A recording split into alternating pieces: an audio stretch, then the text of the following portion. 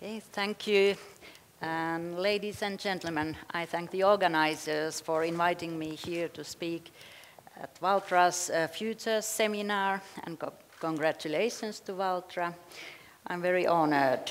And my topic is the future of rural areas in the changing world. I will start by highlighting the importance of futures thinking, and then I'll explore some megatrends and weak signals which are affecting the future of rural areas and agriculture.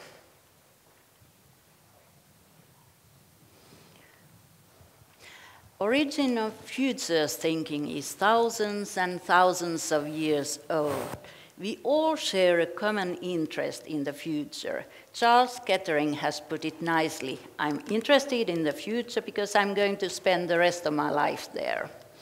This interest in the future, it is a special human characteristic which has existed ever since we, human beings, have existed as conscious beings, as thinking creatures on Earth. A futures thinking gives basis for modern academic futures research, which is much younger. It was started some 70 years ago, in the 1940s. Futures research is not an exact science, but it is a scientific field. Futures research means systematic, holistic, multidisciplinary, and critical long-term analysis of futures topics and alternative developments. Inside this field of futures research, there is another field, smaller field, which is very important for companies. It is called foresight. It is a proactive approach towards the future and very important for the strategy work in companies.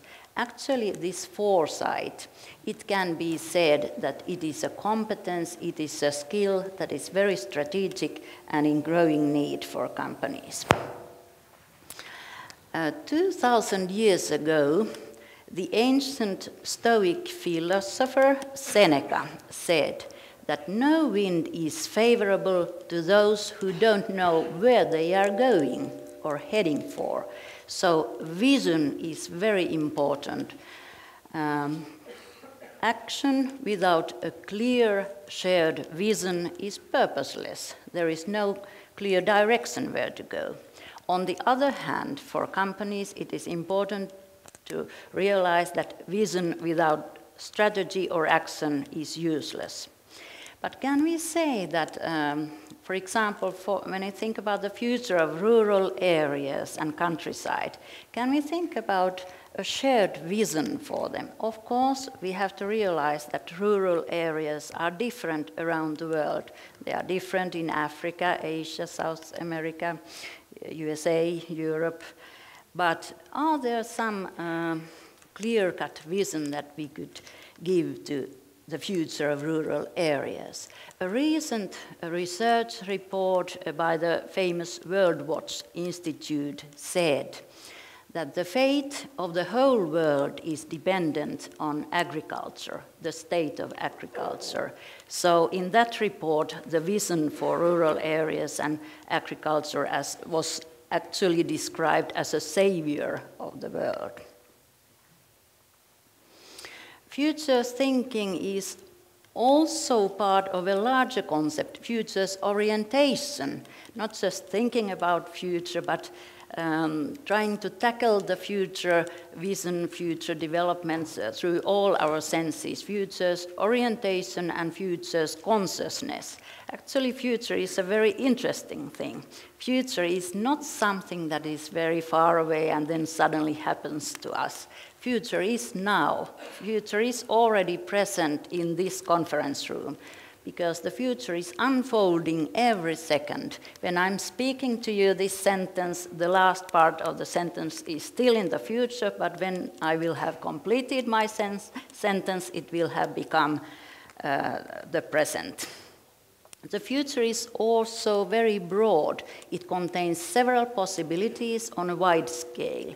So companies should not only focus their energy on the core business, they should be ready to have a broader look at the other businesses, even very different businesses than their own core business is.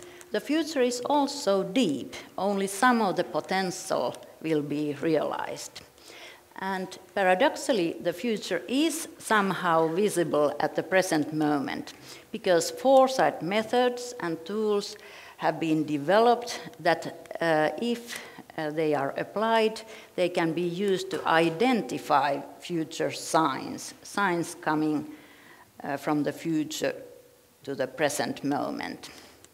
So future is about hope and fear, about threats and opportunities, about liberties and responsibilities, but future is mainly about change and emergence. Something is always changing when we are moving to the future.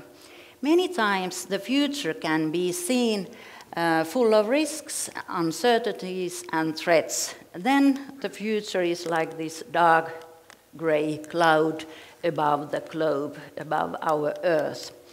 But by using foresight methods, we can diminish these risks and uncertainties if we get some information about what might possibly happen, so we are better prepared for the future and actually find some solutions which can be used for preventing these risks and uncertainties being realized. Actually, each company and organization should have a systematic future strategy which is integrated to the normal strategy work. And this systematic future strategy, of course, means that better use of foresight tools are applied.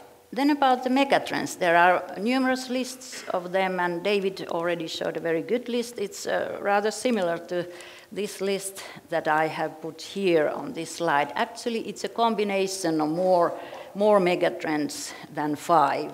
I would put together climate change and the megatrend of the growing need of energy. Then globalization, megatrend of globalization, I would discuss it in connection with urbanization. Third megatrend is digitalization and a larger technology convergence.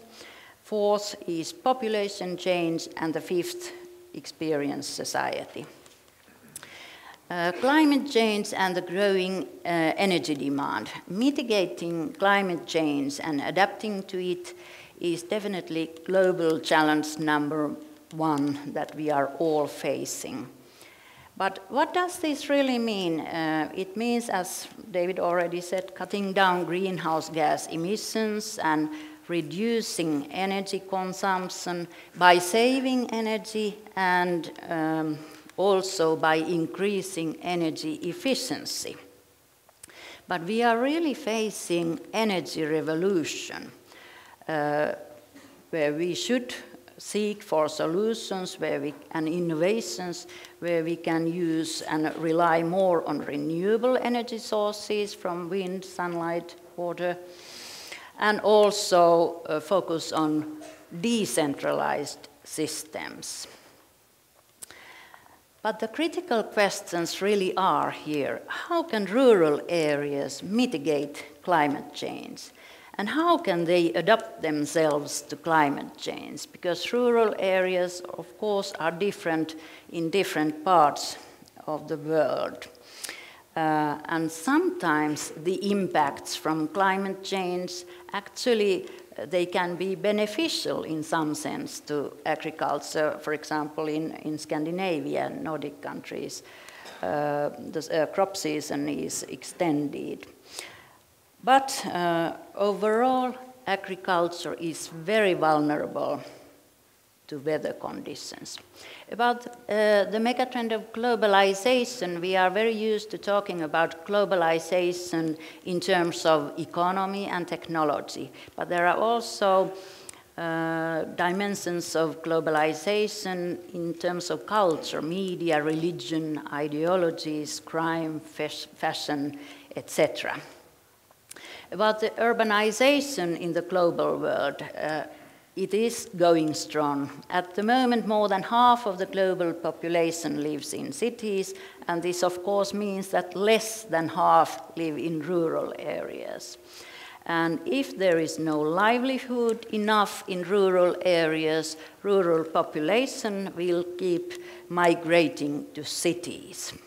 And this creates urban sprawl, so-called creation of edge cities around megacities and even medium-sized cities. And it is not, this development is not sustainable.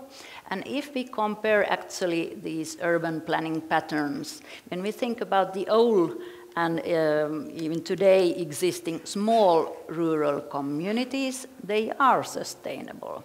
Maybe there is a way today have a deeper look at the concept and the structure of small rural communities and introduce the idea again. So a network of small rural communities might be one of the answers to promoting sustainability.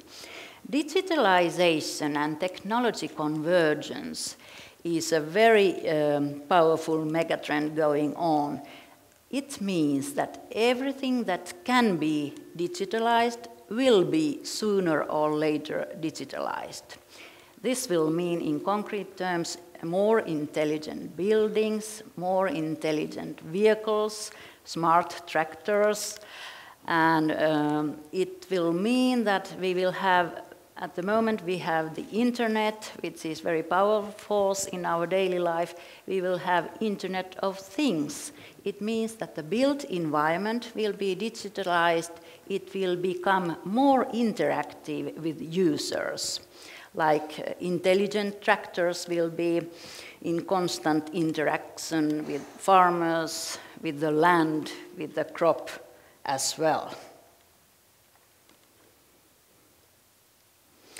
About the population change, these two things have to be kept in mind. The growth of population in developing countries and the population aging in developed countries. And when we think about the rural areas, when the rural population is aging, they need more and more services and infrastructure, and if it's not provided, they will have to move to cities.